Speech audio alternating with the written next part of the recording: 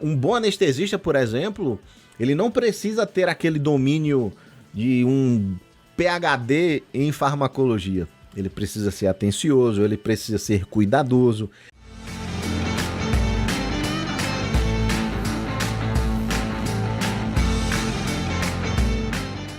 Fala, meus amigos e minhas amigas! No vídeo de hoje eu vou responder uma pergunta que me foi feita em relação à farmacologia e à anestesiologia. Tem um seguidor meu que mandou uma mensagem assim: Thiagão, estou pensando em fazer anestesiologia, né? Será que eu preciso ser bom em farmacologia? Será que eu preciso amar a farmacologia? Que é uma matéria que eu não gosto muito, né? E eu também já recebi outras perguntas dessa maneira. Thiagão, eu preciso ser bom de cálculo para fazer anestesia? Existe essa relação? E é isso que a gente vai conversar no vídeo de hoje. Então, se você é médico, se você é médica, gosta dos conteúdos que eu abordo aqui no nosso canal, já se inscreve, porque todos os dias às 20 horas nós temos conteúdos.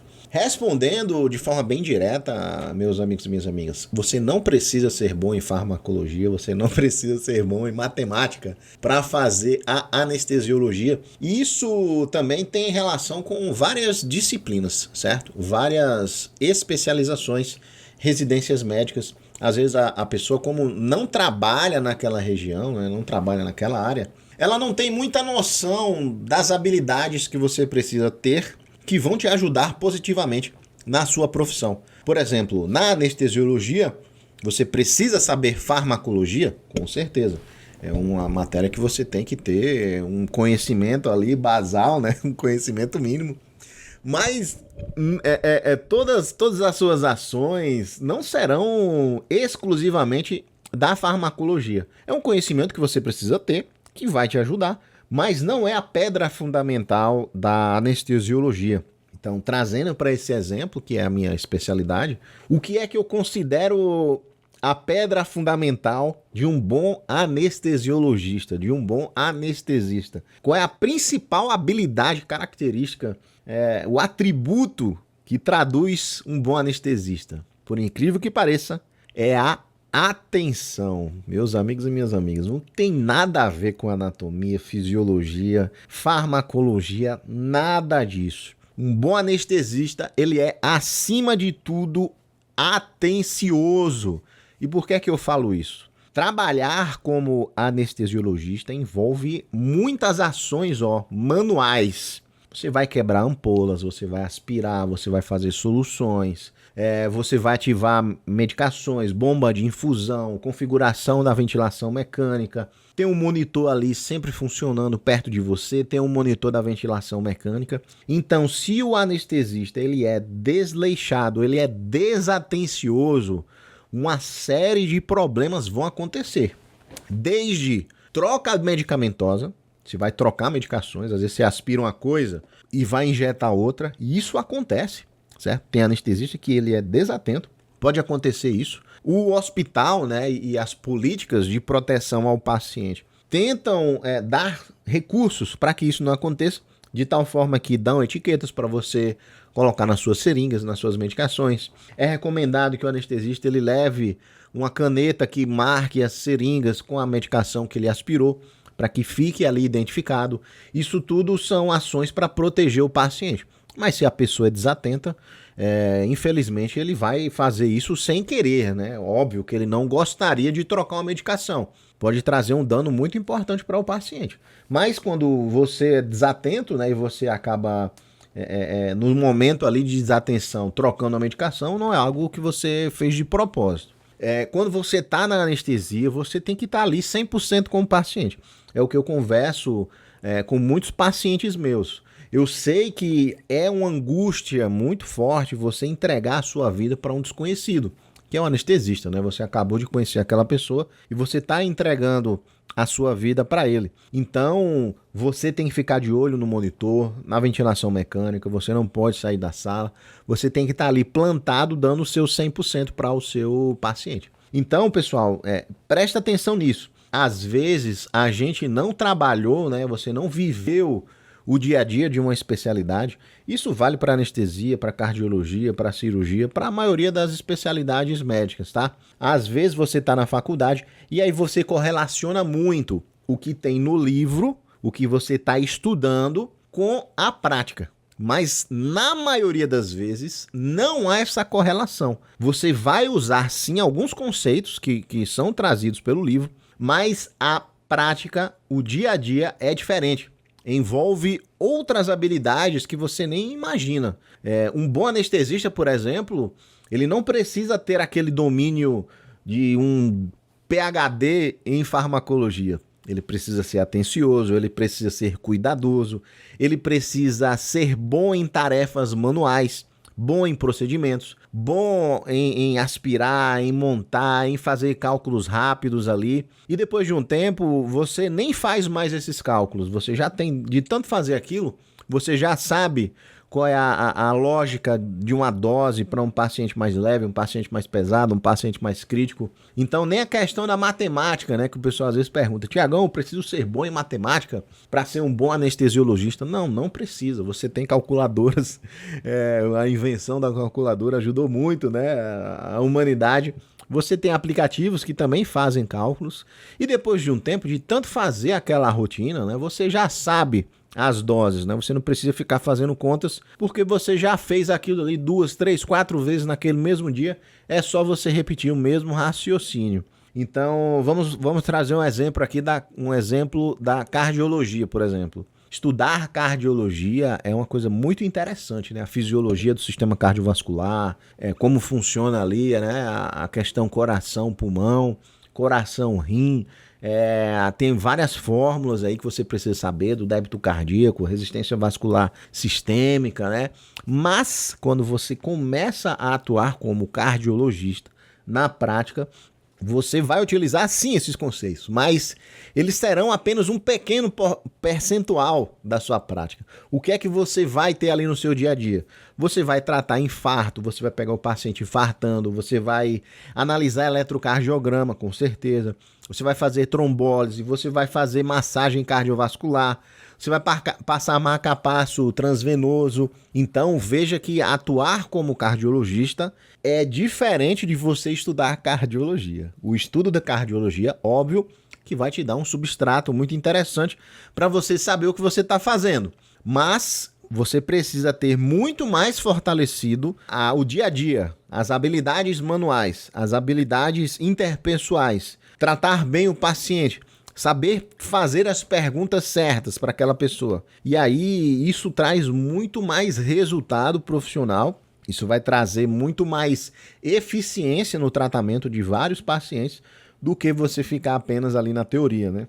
Uma analogia muito simples e que qualquer pessoa pode transpor é em relação a você ser um mecânico que entende muito de motor, trazendo para o universo masculino, né, dos carros. Você pode saber tudo do motor, como ele funciona, né, a combustão ali, a entrada de ar, tudo isso. Você pode ser um especialista em montar e desmontar um motor. Só que a habilidade de pilotar o carro, né, de dirigir um carro, pode ser qualquer direção que você faça no dia a dia, não tem nada a ver. Você saber como funciona o motor é uma coisa, é legal que você entenda, né, como isso acontece, mas dirigir o veículo é outra coisa. Você tem que saber outras habilidades, você tem que treinar outras ações motoras ali. E a maioria das pessoas que dirigem, né, e dirigem até bem, elas não são obrigadas a saber como o motor funciona. Como eu falei, é legal você ser um belo anestesista que sabe muito de farmacologia, que sabe como funciona ali toda a questão molecular, né? A farmacodinâmica, a farmacocinética, tudo isso é muito legal, óbvio. Vai te engrandecer como profissional. Vai te dar substrato para você discutir uma teoria com um colega seu, né? Para você defender um ponto de vista e para você entender as reações que acontecem ali.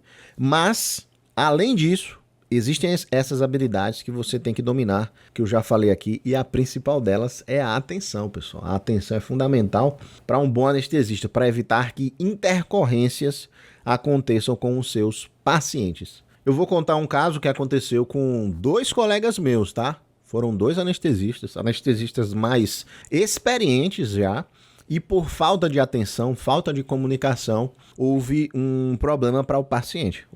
Não houve uma lesão fatal, mas o paciente teve repercussões. Ele teve problemas por causa de falta de atenção. E deixando bem claro que é um caso ilustrativo, né, para que a gente agregue positivamente para a nossa experiência. Isso é muito interessante, né? Na medicina isso existe muito. Você escuta uma história de um colega, algo que aconteceu, e você traz essas conclusões para você prestar atenção naquilo, para que isso não aconteça com você.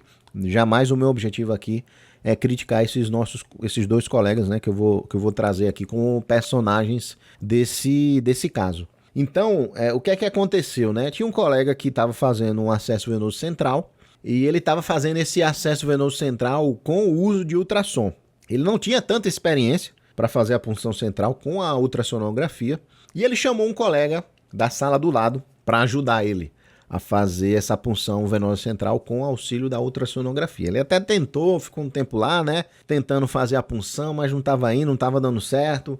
Acabou que ele não queria ficar tanto tempo assim tentando, né, isso poderia trazer um prejuízo ao paciente também. E ele pediu para chamar o colega que estava do lado, na sala do lado, para dar um auxílio ali na punção venosa central. O colega chegou, entrou na sala. Opa, fulano, tudo bem? O que é que tá acontecendo, né? Que você pediu ajuda aí? Pois é, rapaz, eu tô com um problema aqui para fazer a punção central, não tô conseguindo. Aqui o ultrassom, eu não tô identificando as estruturas, né? Não consigo acertar a veia aqui, eu tô em dúvida se é artéria, se é veia, essas estruturas que estão aparecendo aqui. E aí esse colega que chegou da sala do lado, ele falou: "Não, fica tranquilo, vou te ajudar. Só vou me paramentar aqui e eu te ajudo a fazer essa punção." E eles já perceberam, né, que a equipe tava já querendo começar a cirurgia, né? Porque essa parte da punção venosa, ela demorou um pouco além do esperado.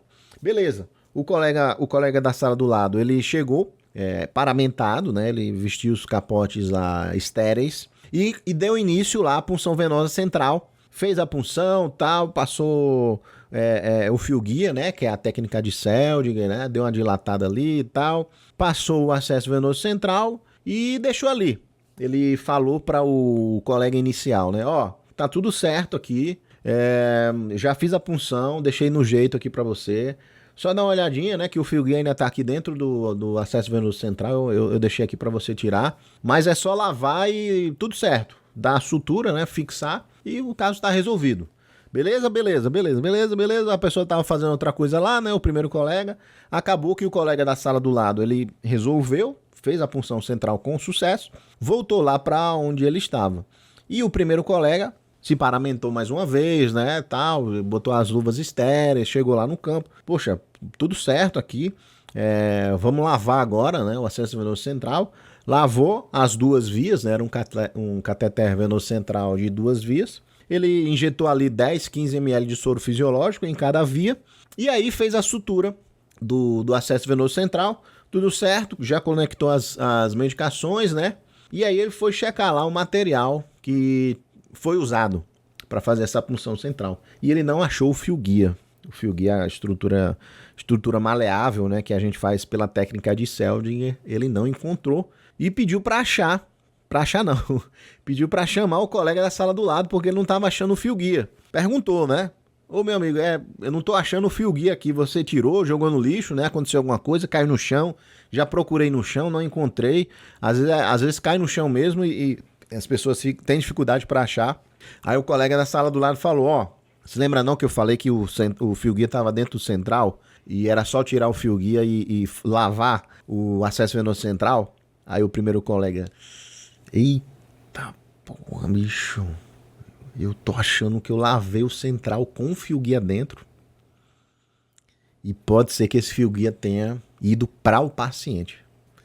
Aí já deu aquela angústia, né? Com certeza, quem vive uma situação dessa, como eu falei, foi ali uma falta de atenção durante a comunicação que gerou esse acontecimento. E realmente, pessoal, naquele momento que ele foi lavar o acesso venoso central, o fio guia foi introduzido para dentro do paciente, né? Depois, esse fio guia foi retirado por hemodinâmica, não precisou fazer nenhuma cirurgia maior, não precisou abrir o paciente, não. Foi tudo via hemodinâmica que eles conseguiram retirar esse fio guia, tudo por escopia. Não deu nenhum prejuízo para o paciente, né? Nada que deu uma repercussão grave, algum dano irreversível, nada disso. Mas todo esse estresse é um estresse muito grande, né? Você cometer uma coisa dessa, você fica, poxa, caramba, que vacilo, né? Poxa, você fica triste, né? Você fica chateado, porque foi uma falta de atenção da sua parte, falta de comunicação também, e são habilidades que às vezes a gente tem que desenvolver. Comunicação, atenção, focar, né, em uma coisa ali. Às vezes você está muito nervoso, está estressado, fazendo muita coisa ao mesmo tempo. Isso pode trazer um desleixo ali e acabar que em um aviso ou em uma comunicação você não preste atenção e não se lembre daquilo que foi passado. Então, meus amigos e minhas amigas, fica essa lição aí. Mais uma vez, eu deixo bem claro que são críticas construtivas, né, que a gente está fazendo aqui em relação a esse caso. Eu sempre trago os meus erros para que a gente aprenda com os meus erros. Nesse caso, foi um erro de 2 colegas que eu fiz questão de não identificar, porque o principal aqui é o que esse caso pode trazer de vantajoso para a gente, né, de lições positivas para que a gente cresça profissional e pessoalmente. Maravilha! É isso aí, meus amigos e minhas amigas. Se você gosta dos meus conteúdos, né, da forma que eu ensino, aqui em cima ó, tem um QR Code para você acessar o meu site. No primeiro comentário desse vídeo e no link da descrição também tem o meu site para você acessar os meus livros, treinamentos online e treinamentos presenciais também.